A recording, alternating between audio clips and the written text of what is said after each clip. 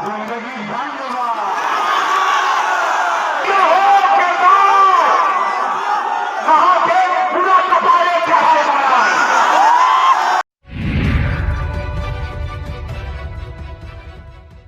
नमस्कार, इन खबर में आपका स्वागत है। बिहार में मोकामा और गोपालगंज में विधानसभा उपचुनाव संपन्न होने के बाद अब बारी मुजफ्फरपुर की कुढ़नी विधानसभा सीट की है, जहां पे कि 5 दिसंबर को मतदान होगा। इससे पहले आज चुनाव प्रचार के अंतिम दिन बीजेपी के सांसद रवि किशन और दूसरे सांसद और सहयोगी चिराग पासवान कुढ़नी पहुंचे और रवि किशन ने अपने अंदाज में ऐसा कुछ किया कि लोग देखते रह गए कि क्या हो गया। दरअसल ये रवि किशन का अपना अंदाज है। जरा देखिए वीडियो को। जिंदगी धन्यवाद।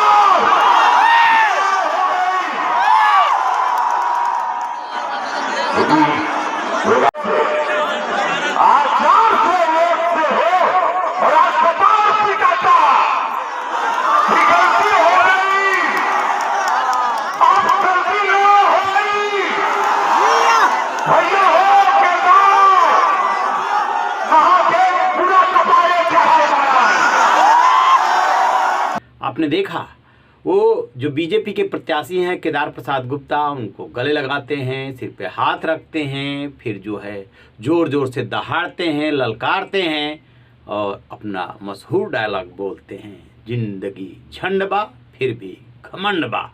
कुछ इस अंदाज में बात की है। इस एनर्जी का क्या मतलब है? रवि किशन ने इतनी एनर्जी क्यों शो की? देखिए, होता क्या है कि किसी भी चुनाव में कार्यकर्ताओं का मनोबल बढ़ाने के लिए हर पॉलिटिकल पार्टी ये जानते हुए भी कि इस चुनाव में उसकी क्या स्थिति रहने वाली है, हमेशा यही संदेश देती है कि उसकी जीत पक्की है, उसे कोई नहीं रोक सकता, कार्यकर्ता जुट जाए। कुढ़नी में जो चुनाव हो रहा है, ये मुकाबला अब हो गया है त्रिकोणीय। एक तरफ से गठबंधन की तरफ से जेडीयू के मनोज कुशवाहा मैदान में है, दूसरी तरफ केदार प्रसाद गुप्ता हैं। वो केदार प्रसाद गुप्ता जो अनिल सहनी से सिर्फ 712 वोटों से हारे थे, और तीसरी तरफ वीआईपी वाले मुकेश सहनी ने मौके की नजाकत को देख करके मार दिया छक्का और भूमिहार प्रत्याशी को उतार दिया है मैदान में, नीलाभ कुमार को। उनका पॉलिटिकल बैकग्राउंड है और कह रहे हैं कि माछ भात, यानी कि माछ अपने खाते में निषाद समाज में रख लिया, भात जो है भूमिहारों से जोड़ दिया और कहा कि देखिए माछ भात अब की बार ऐसा बनेगा कि दोनों दलों बीजेपी और महागठबंधन को नानी याद आ जाएगी।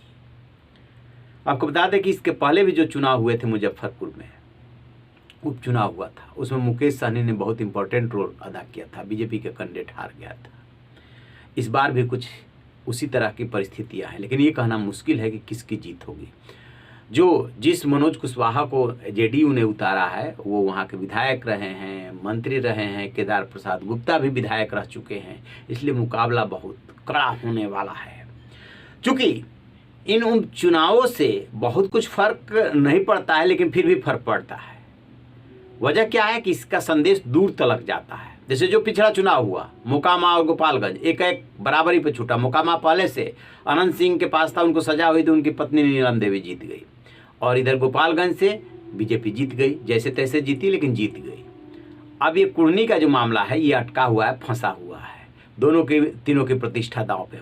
मुकेश सहनी यदि इसमें महत्वपूर्ण भूमिका निभा जाते हैं तो फिर वो जो पृष्ठभूमि में चले गए हैं उनका महत्व बढ़ जाएगा, क्योंकि वो इधर एनडीए के सहयोगी रहे हैं, महागठबंधन के भी सहयोगी रहे हैं, बीजेपी के भी सहयोगी रहे हैं, लेकिन अब उनके पास कुछ भी नहीं बचा है और अब वो मैदान में ललकार रहे हैं।